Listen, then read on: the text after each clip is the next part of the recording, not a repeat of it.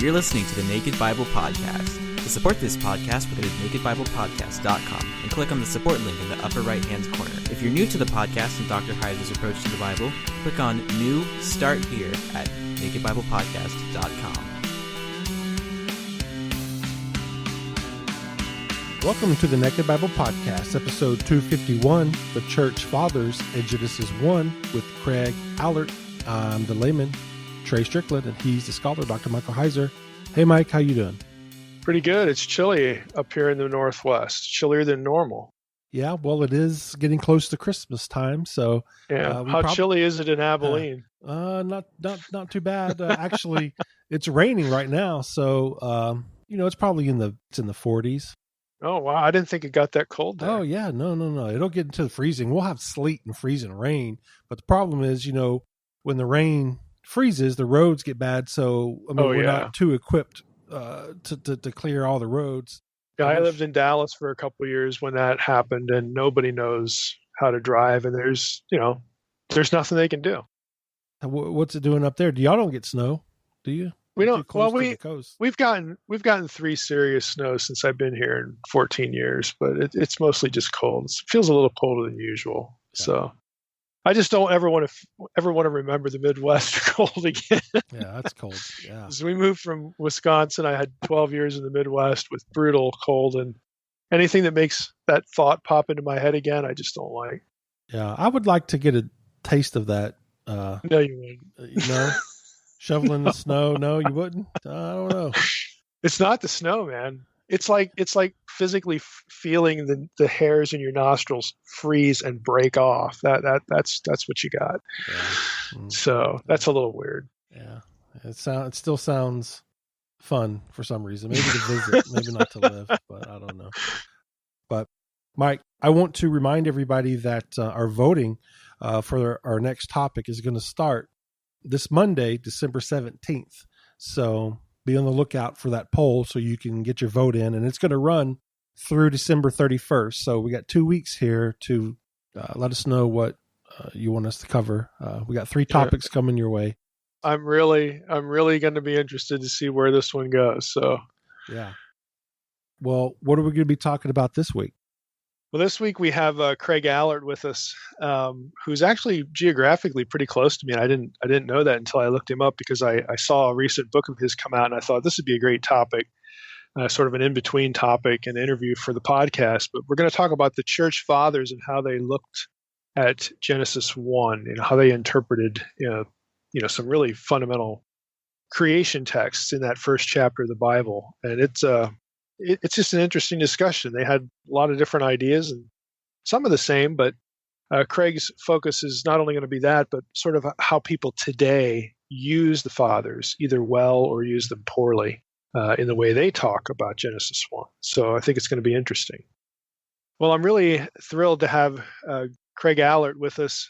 What drew my attention to your work was a recent book that we want to focus on the content of this book today. And I think our listeners, I know our listeners are going to be really interested in this, but we're going to talk about Craig's book, Early Christian Readings of Genesis 1. And the subtitle is Patristic Exegesis and Literal Interpretation. As you well know, Craig, this is hot button stuff. How do we look at the opening chapters of Genesis before we get into the book? I'd like you to introduce yourself to our audience. Again, short bio, where you went to school, areas of expertise, where you're teaching, that sort of thing. Sure, no problem. So I teach at Trinity Western University in Langley, British Columbia. It's just outside of Vancouver, British Columbia. My education is from Multnomah University in Portland, Oregon, is my BA. My MA is from Trinity Western, and then my PhD is from University of Nottingham in the UK. So I live in Abbotsford, which is about 20 minutes away from where I work, so total about an hour away from Vancouver. I have a wife of over 25 years, and I have 2 teenage sons. Actually, one just turned 20, so he's not a teenager anymore. My areas of interest and expertise, they range, but I'm a specialist in early Christian theology, particularly development of doctrine, historical theology. But I also have a great interest to communicate that and understand it in some way as prescriptive for contemporary evangelicalism. So I'm a bit of I don't know if I'm an expert, but I like to dabble in evangelicalism as a movement in Canada and the United States. Wow. So what do you teach? I mean, just give us a few examples of classes that you teach. Sure. So I teach a couple of sections of Introduction to Christian Theology to freshmen every year. And then I teach a number of upper level classes. I teach a class on formation of the New Testament canon and the implications for theology of that. I teach a class on church fathers. I teach history of Christianity. And I actually also am director of our MA in Biblical Studies here at Trinity Western University. So I have contact with graduate students as well. Oh, wow. Yeah, that's good. That does range a little bit wider than some professors. Some professors just sort of have a really small box. Yeah. You're a little wider than that, which is nice. Well, let's get into your book, because again, this is hot button stuff. And when I saw this come out, it was before a little bit before ETS and SBL, and it was in a book catalog. And I thought, man, this is going to be a great read, good reference material as well. But I thought, we have to get you on the podcast. So it's been a while trying to get you on. So I'm really, like I said, I'm really happy that we were able to get you. But I think that the easiest approach for our audience, and we'll certainly put a link up on the episode page to your book, and hopefully this will help people see the value in it, and you'll sell some.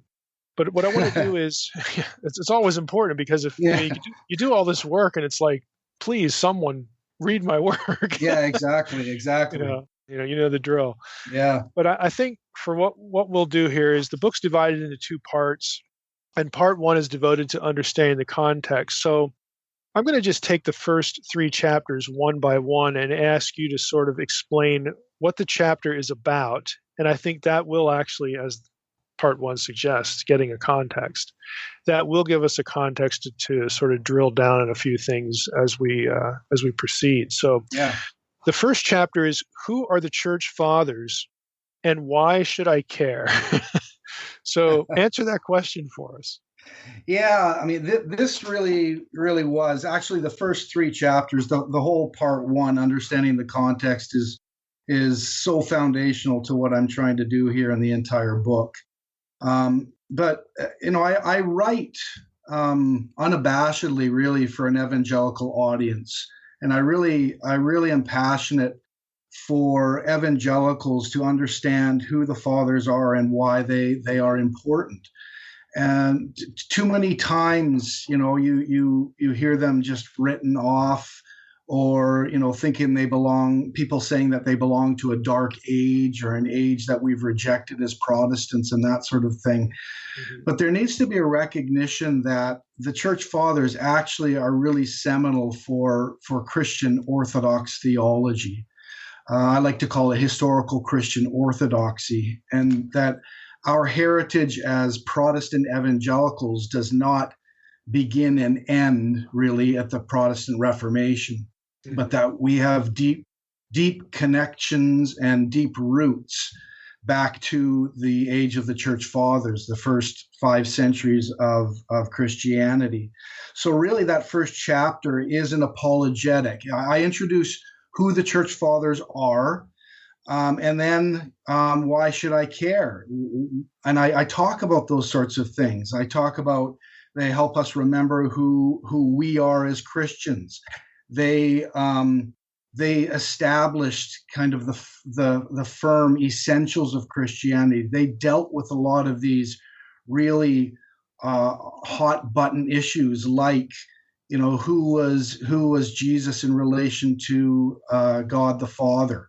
and in relation to the Son, or in relation to the Spirit. So the doctrine of the Trinity is really foundational.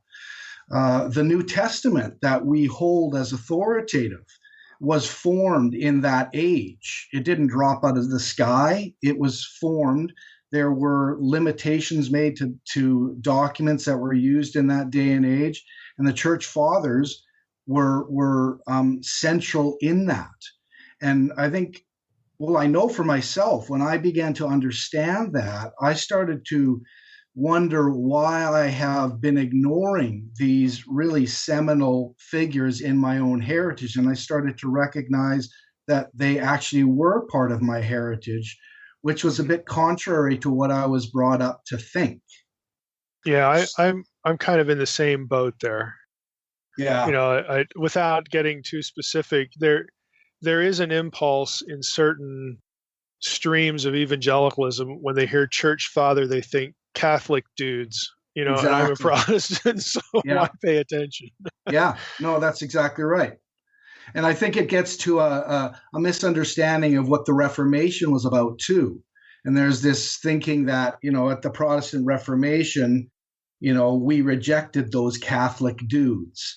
Mm-hmm. But in fact, Luther, Calvin actually wanted to maintain those really close connections to our own heritage so that we can actually claim them as part of our own heritage.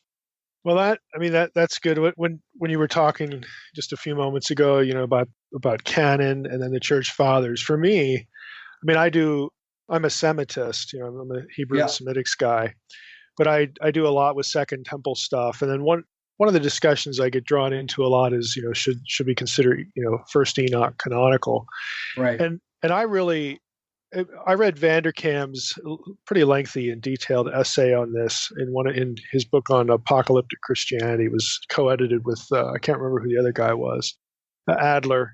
But one of the more interesting things to me was reading, I believe it was Tertullian. It was either Tertullian or Irenaeus, basically saying, look, you know, you all know that I fought for this book out there and I'm getting kind of old. And, you know, I've kind of noticed that I'm a lone voice out here. And he was willing, that the part that struck me the first time I saw these excerpts was he assumed that the Spirit of God had moved and created, was behind the consensus against his own wishes. And he was fine with it. Yeah. You know, I mean, that it was really instructive to me. And so I know the church fathers go beyond, you know, just being an example. And my own suspicion is that as our culture moves through its post-Christian milieu into, in some cases, even an anti-Christian milieu, that we're actually moving sort of forward into the past. You know, we're seeing a paganization of the culture, and that's exactly what the church fathers, a lot of them, just had to deal with. Yeah, I think you're right. So I think they're going to become even more important for the kinds of debates that they had to have, that they'll become points of reference. But again, that's just my guess. It's not my field, but it's just that sort of hunch that I have. Well, that's really interesting because years ago, Robert Weber, I think it was 1999, wrote that book called Ancient Future Faith. And then it spurred on a whole kind of ancient future series. And what he argues in that Ancient Future Faith book is that the shift from a modernity to a postmodernity, or a modernism to a postmodernism, is basically opening the door for us to appreciate the church fathers much more, because the culture today, the postmodern culture, would be much more receptive to the way they thought, and also exactly what you said. They kind of are examples to us of how to work in that kind of context. Mm-hmm. Yeah, a lot of what floats my boat is trying to get modern believers to take more seriously the supernatural worldview of the biblical writers, and these guys that we're talking about now are the closest thing we have, you know, to the biblical period, and they imbibe, you know, heavily, you know, in that. So, Yeah, I haven't read that book, Ancient Future Faith, but as we're sitting here, I've made a note to myself to get it. But that sounds like a lot of the things I've been sort of pondering. But I mean, I could get lost in that subject, so I'm going to try to steer myself back here to Genesis. But that's important because, when they do comment on Genesis, it's not just sort of, hey, we don't have anything better to do, let's talk about Genesis. I mean, they are responding to things they need to respond to. Yeah. And they're handling the text. They felt free to handle the text in such a way that they could respond, to certain things. So that chapter 2, after you talk about why we should care about the church fathers, and yep, we should. Chapter 2 is how not to read the fathers. And the subtitle there is A Survey of Creation Science Appropriation of the Fathers. Okay, so that just has loaded. That's a loaded chapter. So what do you mean by appropriation? Tell us what you mean by the appropriation, and then give us some examples. Sure. So I need to give you a little bit of background on how this book came to be. So a number of years ago, I applied for a grant from BioLogos Templeton called the Evolution and Christian Faith Program. I received the grant, which allowed me, thankfully, to buy out some administrative duties and some courses, which, of course, as you know, gives you much more time to study and write. Yep. So what I proposed in that grant application was to do a book, and we have the product of that now. But I looked at how organizations like Answers in Genesis, Creation Ministries International, Institute for Creation Research, predominantly those three. Mm-hmm. But I looked at how they were using the church fathers. And they, as you can well imagine, there's not a huge body of literature of them doing that, but there are some pretty key chapters and books and articles that appear on their website. And I was struck, and in the book I even say I was sometimes even appalled at the way the church fathers were being hijacked to speak for creation science. So that's really the foundation of this chapter. So what I do is I take many of the examples of these articles and these chapters in how they use the fathers, and I kind of uncover and show why that's not the way the fathers should be read or used. So how not to read the fathers? Well, here's some examples, and here's why you shouldn't read them that way. So was it an issue of taking the fathers out of context, or imposing a context, or forcing them, taking their words to answer questions that they weren't asking? I mean, how do you characterize that? Yeah, I would say all of the above, actually. I think you can kind of start from a big picture where they paint the context of biblical interpretation in the age of the fathers rather simplistically in a kind, and this gets to the third chapter as well, but they paint it rather simplistically as a kind of the literalists against the allegorists. Mm-hmm. And that is much too simplistic. They assume that when literal or according to the letter or expressions like that are used in the church fathers, that they mean exactly the same things as we do today. Mm-hmm. So literal to us means in accord with history, right? That, behind the text, there's an actual history that happened. But that's not the way the fathers understood it. So there's that big kind of context, but then there are examples where there's selectivity. So you pick and choose and you proof text, mm-hmm. Where context is completely ignored. And all you really have to do is look closer at the context of any given text that they're citing, and you can quite clearly see that they're being used in a way that they probably should. Well, not probably, they shouldn't be used. There is examples of flat out misunderstanding what they're doing. Mm-hmm. So I take examples of all those kinds of things. And I took, most of the ones I saw. There are a few that I didn't cover, but I think there's a pretty good representation of what's happening out there in those appropriations of the fathers. And I conclude that, you really can't appropriate the fathers for the creation science way of interpreting Genesis 1.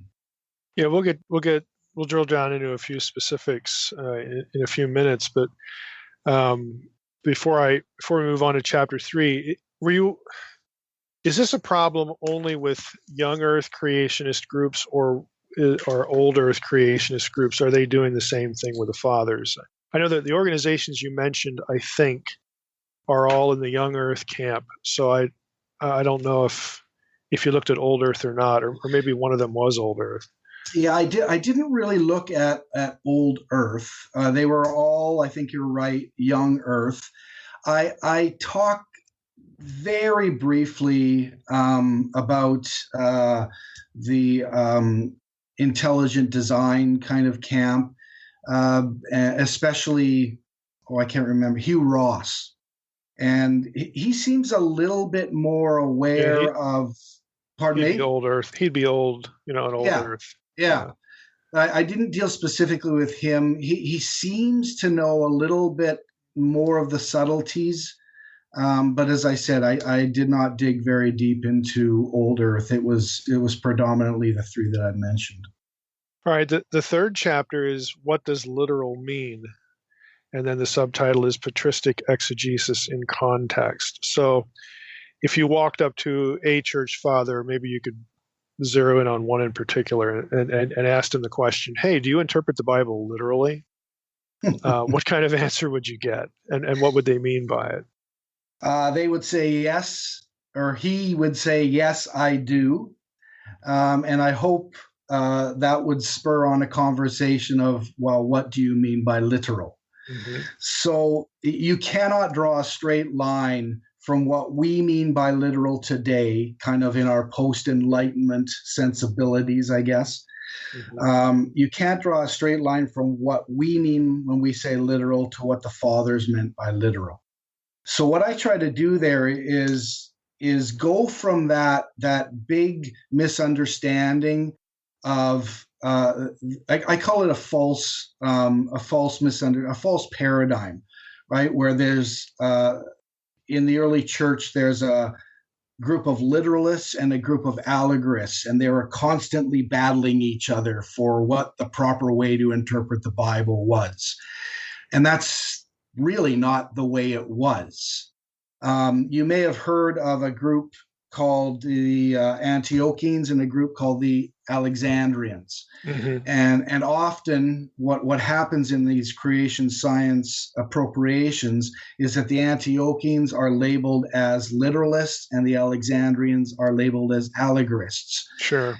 Antiochians are said to kind of be the forebears of our own way of interpreting, what they would call grammatical historical or something like that. Mm-hmm. And the allegorists resorted to all these wild interpretations and made the text say whatever they wanted it to say. Right. And that's a false paradigm. That's not the way it was. On both sides of it. Right. Exactly. I mean, the fact is that both the Antiochians and the Alexandrians looked for figural readings. They were concerned with a higher reading of the text. The difference was really in how they thought they could get that higher reading. And that was the real difference. So what I try to do is show some of those subtleties. I show how the Antiochians were anchored in the rhetorical tradition, while the Alexandrians were anchored more in the philosophical tradition. And and how those come together, even in a father like Basil of Caesarea, who I discuss quite significantly, actually, in the book. And that context is really, really foundational. I consider actually chapter 3 really the most important chapter in the book. It's based in that idea that if you want to understand what the fathers are trying to do with Genesis 1 or any other biblical text for that matter, you need to understand what they think the Bible is doing and how they read it. And if we assume that they're reading the Bible the same way we are off on the wrong foot right from the get-go, and we will not understand what the fathers are trying to do. So the two sides were how did you put it again? Textual versus philosophical, like how to get there, how to get for figural readings. The rhetorical tradition and philosophical tradition. Okay, so and that's where actually a lot of the terms arose. So when you see terms like according to the letter, or the common understanding, or historia, history, or according to the words, things like that, those are all anchored in the rhetorical tradition. And the Antiochians cared about what the text said. The Alexandrians also cared about what the text said. Their concern was not with what was behind the text, not the events behind the text, but the text itself was revelation.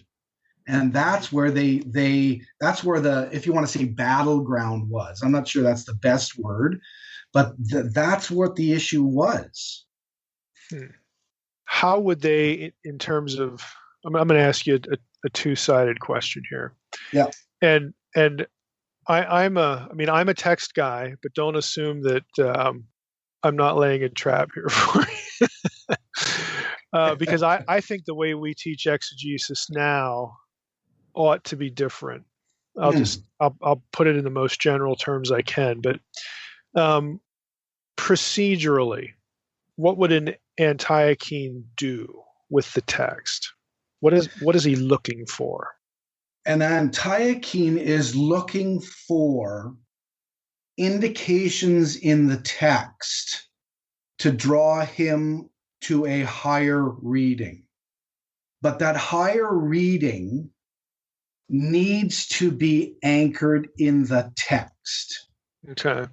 And the problem that they had with the Alexandrians, who was also looking for a higher reading in the text, was that the Alexandrian readings, the higher readings, ceased to be connected to the text. Mm-hmm. So the Antiochenes wanted to say things that were in some way in their mind tethered to the text somewhere.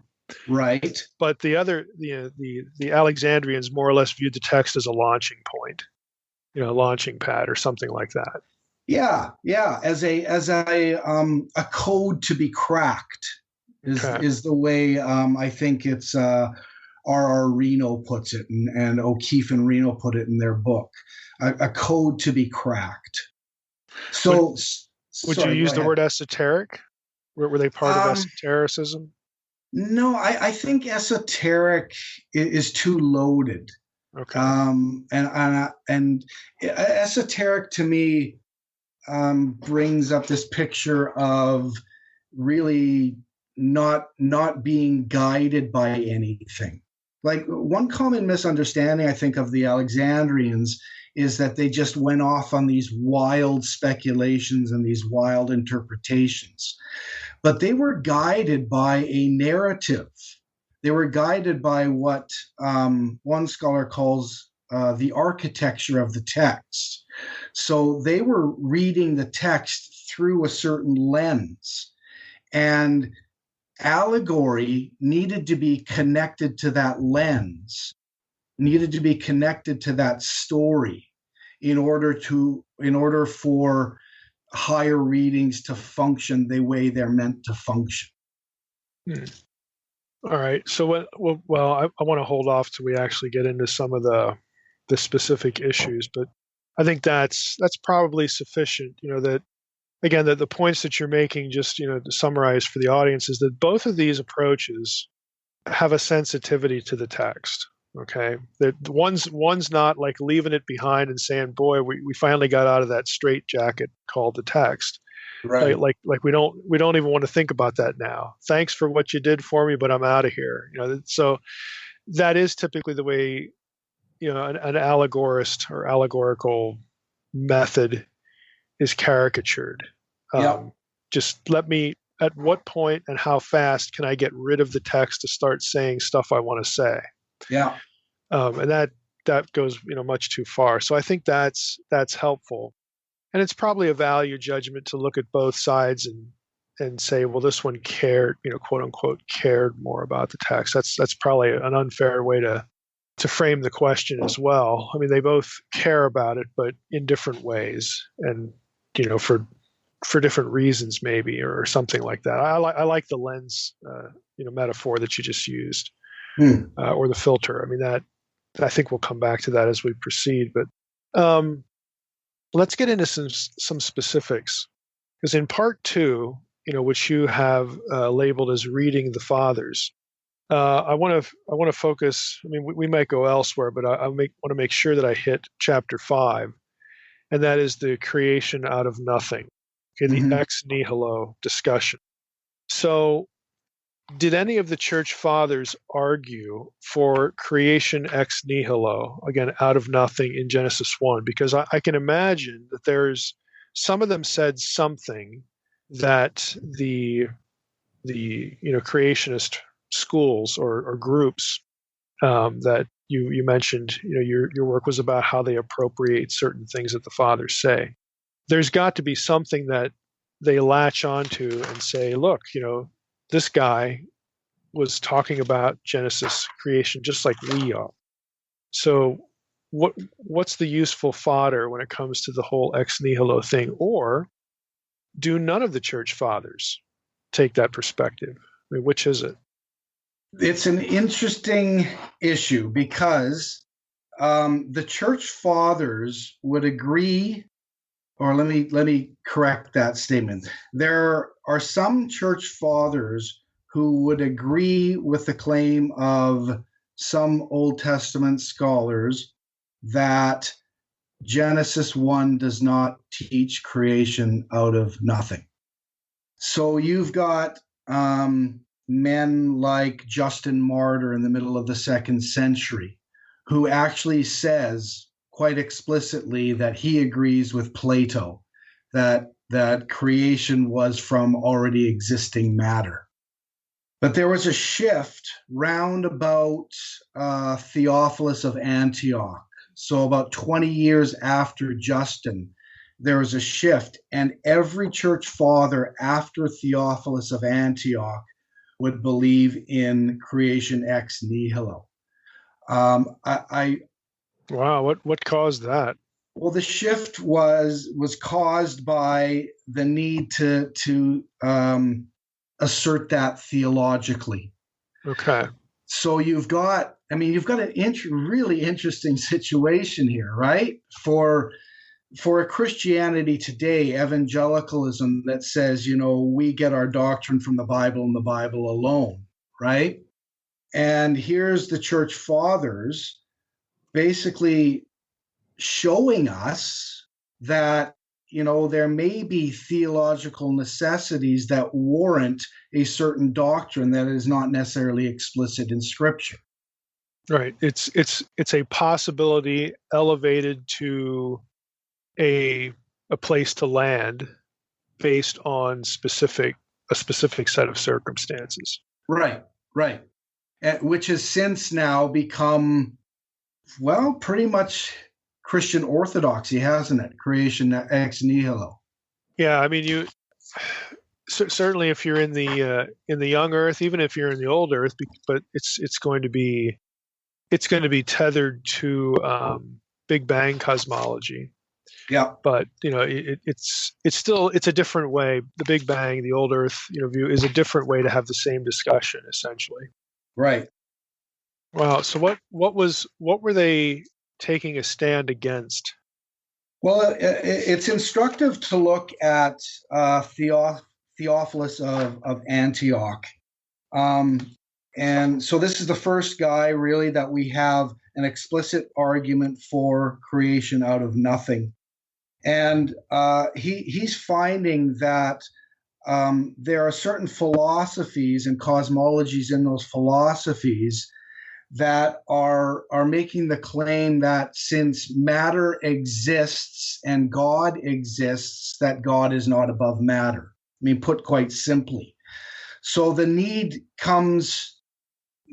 theological need arises that for God to be sovereign over all, for God to be Lord over all, he has to be able to create the matter that he shapes. You have to have a dualistic approach. Right.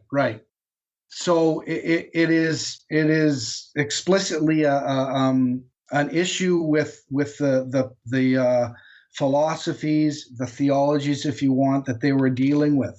And you can see this in Theophilus of Antioch. You can see it in Augustine and his dealings with the Manichaeans, right? It's the same kind of thing, where creation out of nothing becomes a really foundational doctrine to prove, if you will, the sovereignty of the Christian God. Would earlier church fathers, though, they wouldn't be, or would they? Would they be monists? In other words, would they make the same linkage between God and creation that Theophilus was trying to address, or would they just do something different? Yeah, I think they had different concerns. If you compare Theophilus about 170 with Justin Martyr about 150, they had different concerns, and Justin Martyr was really concerned with his very survival. So he was concerned to make an apologetic for the benefit that Christianity had for the empire, and those really weren't the concerns of a Theophilus of Antioch 20 years later. So right. I think you can just chalk that up to the different concerns they had. You've got as time moves on, you've got a development of theology as well. You've got the development of the Trinity in those first several centuries. You've got Justin Martyr not really knowing what to do with the Son, with Jesus Christ, calling him a second God. But 20 years, 30 years later in Irenaeus, you have a much clearer understanding of the relationship of the Son to the Father. And that's what we call the development of the doctrine of the Trinity, that culminates really at Nicaea in 325 and Constantinople in 381. Yeah, this is important because we often forget that what they're struggling with the text. Right. Okay, we got this thing sitting in front of us that makes certain statements. What do we do with that? Like, how do we understand that? So we again the caricature among some. I mean, I'm not going to make a sweeping generalization here, but there's this caricature that when the church fathers write stuff, they're just like dispensing with scripture at some point and making stuff up. And okay, maybe somebody did that at some point. Typically, what they're doing is they're struggling with the text, and then as they live their lives, they get confronted with problems, with questions, with issues. And then they're the smart guys in the room, so they're the ones that are supposed to answer these questions. And chances are they have greater access to, more material, or even a Bible, because not everybody has a Bible. That's right. That sort of thing. So, they're not just freewheeling and freestyling. They're struggling with the data that emerged from the text, not only how to understand it, but even how to articulate it. How to articulate the understandings that they're coming to. And to me, the other thing we forget is that beyond maybe a copy of the Bible, it's not like they can go to a bookstore or a library or a journal database and say, well, let's see what scholarship has said about that, to help me think. I mean, they don't have a lot of access to a lot of material. And so it's entirely conceivable that they're locked on to one or two problems, and they never even encounter certain questions that 20, 30, 100 years later, a lot of church fathers are thinking about. They may never have addressed it at all. It may never have come up. Yeah, yeah. But we forget that. No, I think you're absolutely right. I think the way you put it, struggled with the text. I mean, we assume. I mean, I'll just point the finger at me. I will always remember the realization I made that, you know what, not the church fathers did not approach the text with the same history of theology that we have in the 20th and 21st century, with things that have been battled out, with things that have been developed. They were honestly trying to figure out who Jesus was. They were trying to figure out who he was in relation to Jesus, in relation to the Father. So statements like, I and the Father are one. What does that mean? Yeah, what does it mean? What doesn't it mean? Exactly. What are the gradations of that? Yeah. That's right. And many other verses like that. In the midst of that, also interpreting the Old Testament Christologically. In order to Christianity never rejected the Jewish scriptures. They never rejected the Old Testament, as we call it. There was a group that wanted to, but they were, Marcion was soundly put in his place, I guess you could say. But, trying to read certain passages like Proverbs 8 Christologically, Sure. They read it as about Christ. But at the same time, they're trying to figure out what the New Testament is saying about this Christ that they're actually worshiping in their churches. Mm-hmm. Yeah, and for those listening, if you don't think this happens today, spend an hour on the internet, okay, and Google things like, Google some of these verses and these phrases, or, what the meaning of, and then fill in something like, I and the Father are one, and you're going to have a lot of people just say stuff that, you look at and you go, oh, well, that's worth thinking about. And then you're going to have a lot that, boy, that's just crazy town, and so that situation that we have, again, this whole, thing with, with the internet and YouTube and all that sort of stuff, that's happening. I mean, in the church fathers' day, that they're running into those kinds of ideas. Certainly not the proliferation of them, right? But they're running into things that they have to think about. Well, is that a dumb idea or is that a good idea? Is that within the realm of plausibility here? They have to come up with some way to understand and articulate and either affirm or eliminate, or sort of just leave on the table some idea, and they're expected to do that for the community. Especially, so there's a lot of pressure there. You're right, especially when certain interpretations are coming from within the church itself. Yeah. When they're coming from a deacon or a priest or a presbyter or even a bishop. When the very tradition of the church, the very life of the church is at stake here if you don't deal with the issue. Mm-hmm. Yeah, it's it's a little bit of the same, but the stakes were higher, and you're right, they don't have any of the framework. I mean, a lot of these guys are saying stuff and they don't know that they've stepped in it because they don't have any framework exactly to tell them when they've stepped in it. It's not, they don't have the body of discussion. That's exactly right. As I tell a lot of my students, you take, for example, Arius, the 4th century priest who essentially argued that Jesus was a created being, created by the Father. When he offered that, he did not think he was offering heresy, and he wasn't automatically accused of heresy. He offered it. There was some disagreements, and ultimately a council was called so they could get together and say, what do we think about what this guy Arius is offering? Is this what we believe the Bible to be teaching, or we to believe the Bible to be teaching something else? Yeah, he didn't have a precursor that, like I said, stepped in it before him. That's right. Yeah, he That's was right. the guinea pig. Well, what about in another chapter you talk about the days of Genesis? So what there had to be a variance of opinion on how to understand the days. So give us some examples of what the fathers were thinking and saying. Yeah, well, there certainly were some fathers who would have said, they're 24-hour days. But there are also fathers like Basil and most famously Augustine, who like to talk about days in terms of a figure. So Basil, for example, would talk about the eighth day, and he connected it to the liturgy of the church, where the eighth day was celebrated, and he used that to move into the eternity of God.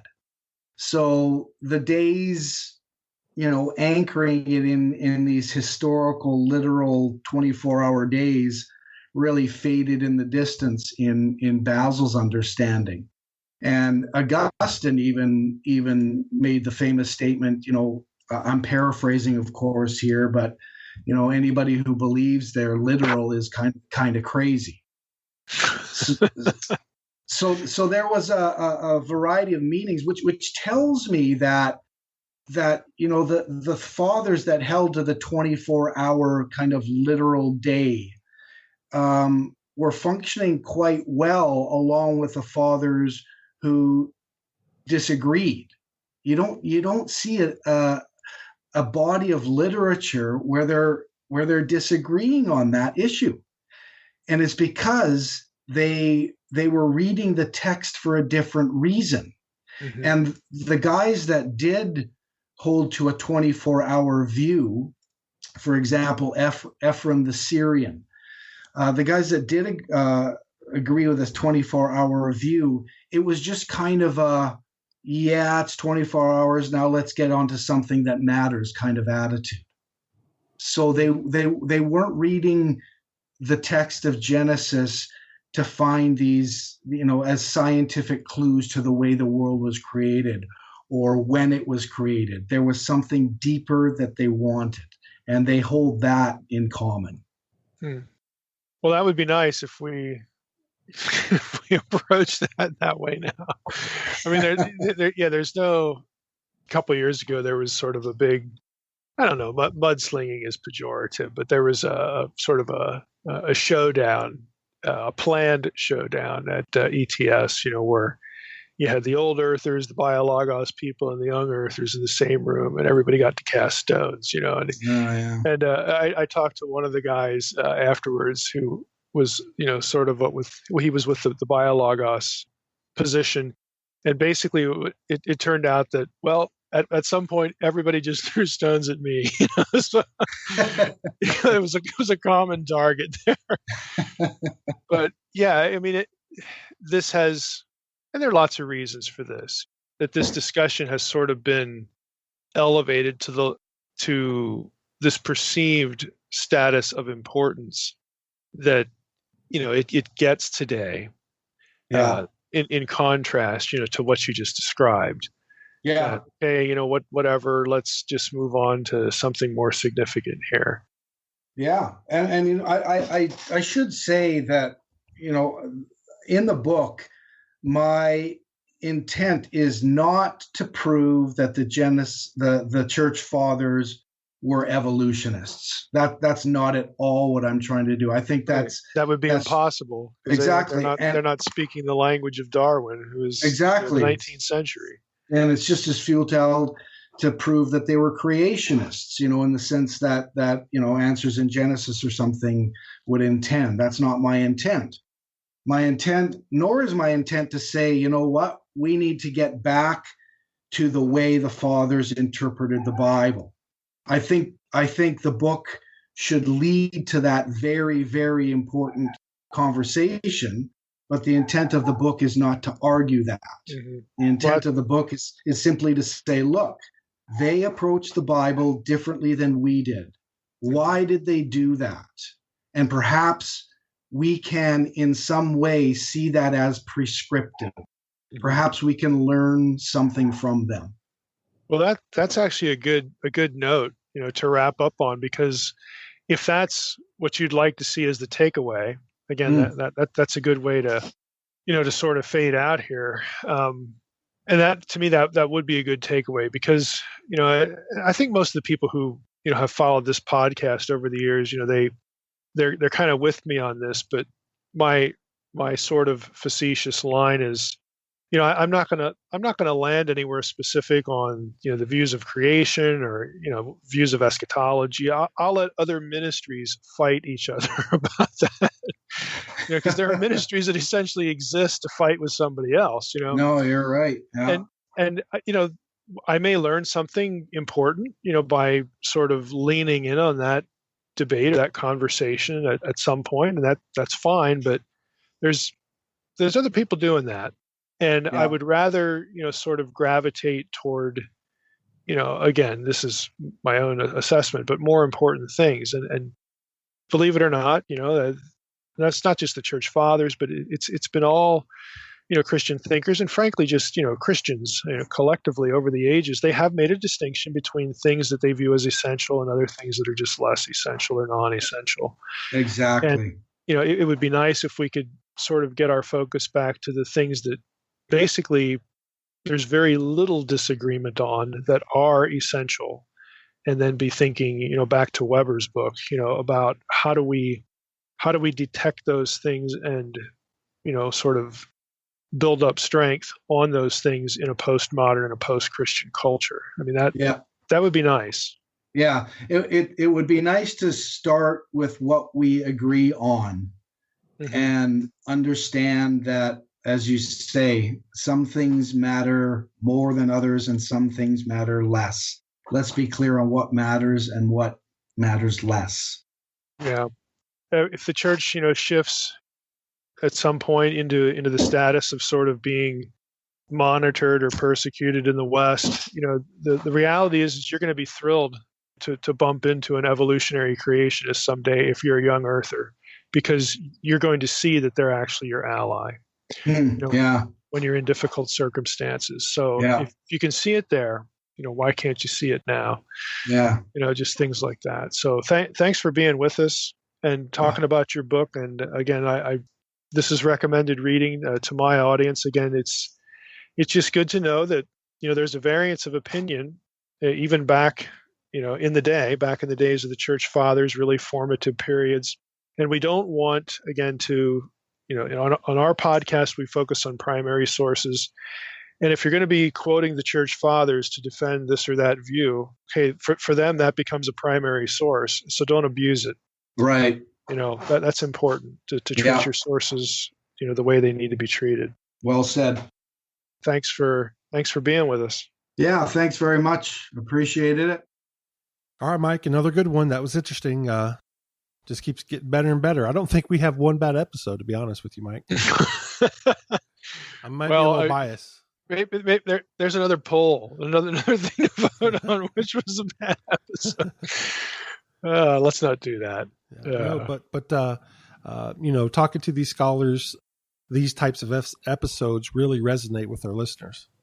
I think it's a valuable lesson, even if we disagree with somebody, in this case, the church fathers, just to appreciate their effort, because they're struggling to understand scripture like we are, and they had different reasons, different pressures on them. It's just, they had resources or not. Many of them didn't have resources, a totally different framework, but they devoted their lives, to this sort of thing, so that at the very least, we can sort of appreciate the struggle that they were having. Yeah, absolutely. That's why I appreciate Dr. Allert's work so much, because, I'm not going to take time to go back and study church history, unless you go to Bible college or something. It's just not going to happen. So that's why this podcast, I think, is so valuable, that we can aggregate some of those. Do all that work ourselves, Yeah, absolutely. I mean, I'm the same way. I mean, I'm not going to go out and do degree level, work in church history, but I mean, there are things that I sort of key on. And it's nice to know, well, who's done work in that? And if they'll come on the podcast and talk about that stuff, that's definitely worth doing. I do want to sprinkle in, some church historical stuff into the podcast when it relates to, again, helping us think about the text. So this is a good one for that. All right, Mike. Well, next week we're going to do Day of the Lord. Yeah, Day of the Lord. So, this is an important topic. It might sound sort of like a boring run-of-the-mill, what is there really to think about, sort of topic, but trust me, there's a lot to think about here. It has a lot of ramifications. All right, Mike. Well, we appreciate Dr. Allert coming on, and want to thank everybody else for listening to the Naked Bible Podcast. God bless. Thanks for listening to the Naked Bible Podcast. To support this podcast, visit www.nakedbibleblog.com. To learn more about Dr. Heiser's other websites and blogs, go to www.drmsh.com.